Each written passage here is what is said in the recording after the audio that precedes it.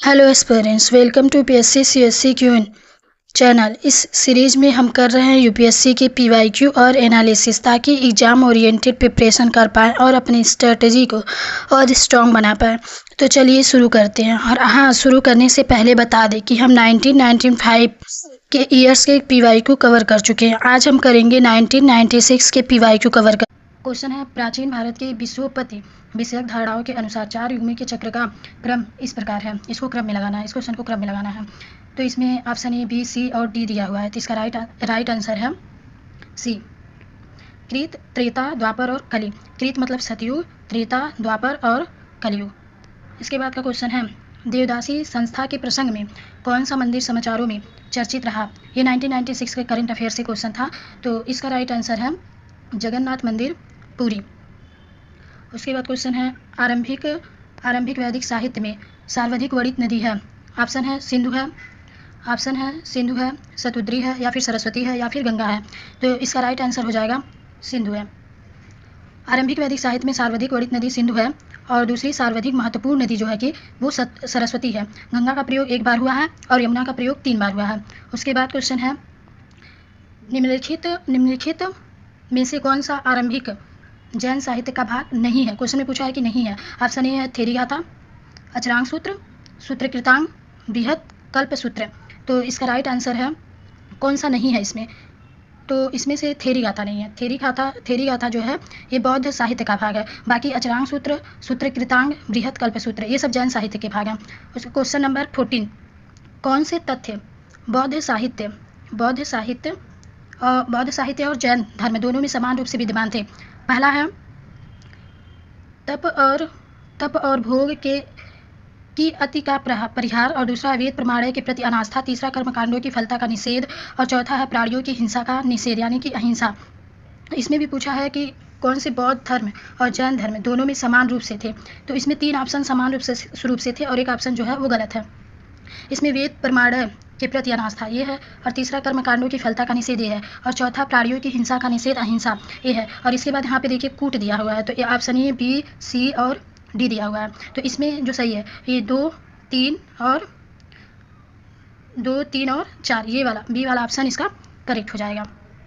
Question number 15 देखते हैं। Question number 15 क्या है। क्वेश्चन नंबर 15 है, प्राचीन भारतीय समाज के प्रसंग में शब्दों में कौन सा शब्द 3 के वर्ग का नहीं है। तो इसमें देखिए, पहला है कुल, दूसरा है वंश, तीसरा है कोश और चौथा है गोत्र। तो इसका राइट आंसर हो जाएगा कि कौन सा इससे मेल नहीं खाता है। तो जो कोश है वो इससे मेल नहीं खाता है, क्योंकि जो कुल है, कुल, वंश और गोत्र ये तीनों शब्द परिवार से संबंधित है, और कोश शब्द खजाने से संबंधित है।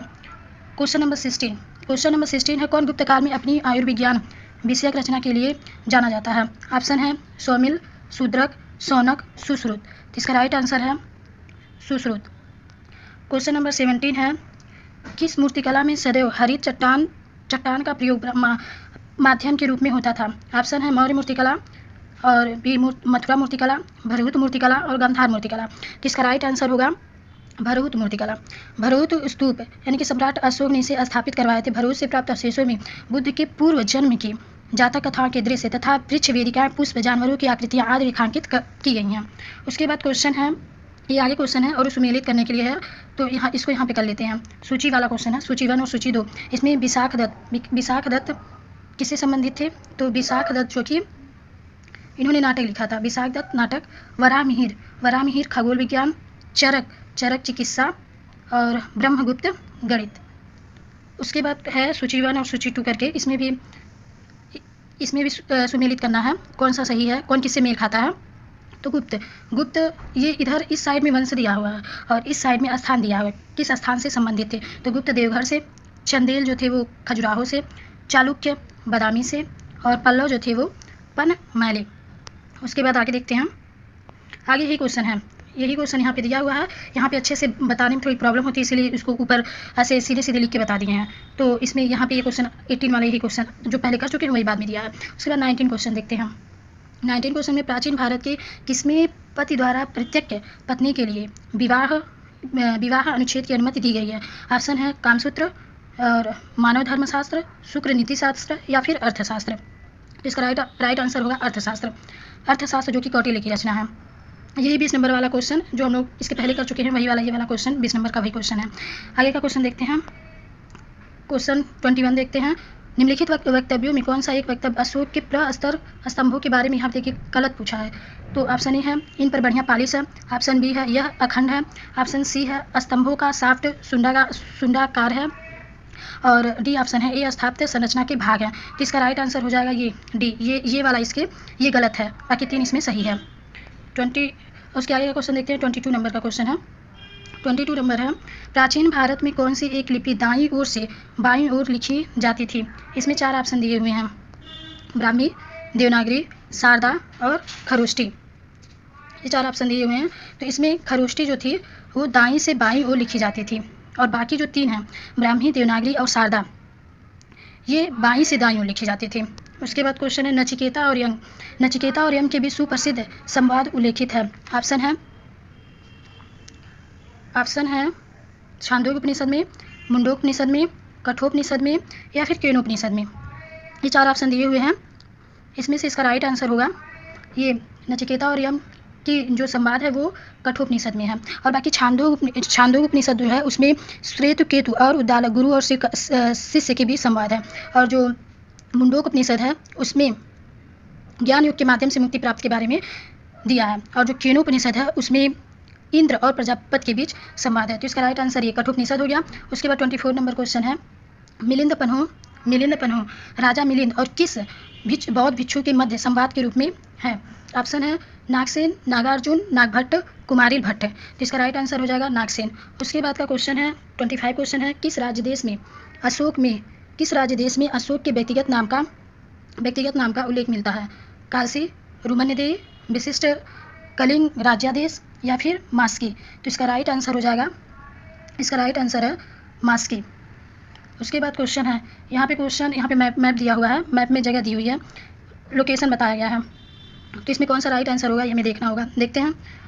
निम्नलिखित मानचित्र में प्राचीन भारत में पाए जाने वाले 16 महाजनपदों में से 4 दर्शाए गए हैं। ABCD द्वारा अंकित स्थल कौन से हैं। इसमें 4 ऑप्शन दिए हुए हैं।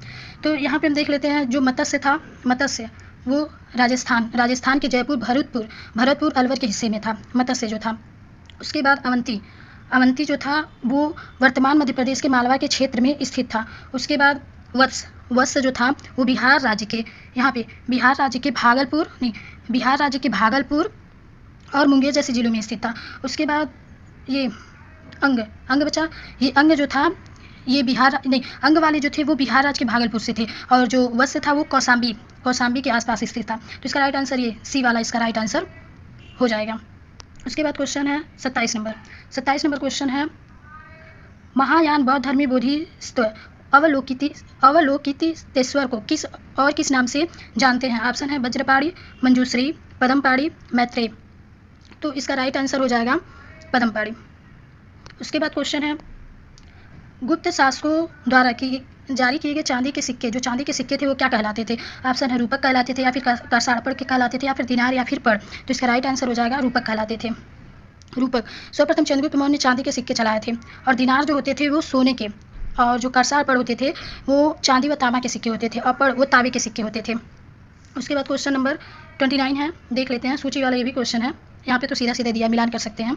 तो क्वेश्चन दिया है वराहमिहिर, एक तरफ ग्रंथकार का नाम दिया है और एक तरफ इनका ग्रंथ जो इन्होंने लिखा, मूल ग्रंथ इनके क्या थे। तो वराहमिहिर बृहत संहिता से संबंधित, और विशाख दत्त इनकी थी देवी चंद्र गुप्तम, ये थी शूद्रक का था वृक्ष कटिकम, और कल्हड़ का था विक्रमांक देव चरित। विशाख दत्त का मुद्रा राक्षस भी था, और शूद्रक का विनवासवदता भी था। तो यहाँ पे देख लेते हैं इसका आंसर, यहाँ पे कूट वाला आंसर दिया, तो देख लेते हैं कि आंसर क्या होगा। इसका आंसर क्या हो जाएगा, 29 का आंसर हो जाएगा इसका बी वाला आंसर हो जाएगा, ये वाला इसका आंसर हो जाएगा। ठीक है, फिर आगे देखते हैं। आगे बस एक ही क्वेश्चन और रह गया, ये 30 वाला क्वेश्चन लास्ट है हमारा। तो लास्ट क्वेश्चन है कि कौन सी प्राचीन भारत में व्यापारियों का निगम था। ए चतुर्वेदी मंगलम, बी परिषद, और सी अष्टदिग्गज, और डी मणिग्राम। तो इसका राइट आंसर हो जाएगा ये मणिग्राम इसका राइट आंसर हो जाएगा। तो आज के अपने सेशन को यहीं पे समाप्त करते हैं। और हाँ, जो हमारे वीडियो को देखते हैं, लाइक करते हैं, सब्सक्राइब, शेयर एंड कमेंट करते हैं, उनका तहे दिल से शुक्रिया।